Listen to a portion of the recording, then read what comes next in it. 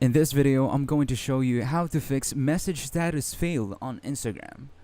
First, you need to open up Google in order to check if Instagram is down.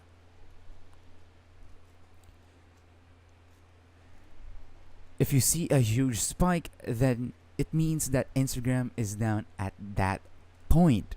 But if there is a small gap or no spike at all, it means Instagram is running for the majority of people. Now, how do you fix it if it's still persisting?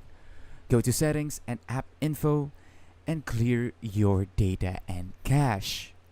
If it still doesn't work, you can go ahead and go to Play Store and uninstall and reinstall your Instagram. If your Instagram isn't updated, update it. Click like and subscribe if you find this video helpful.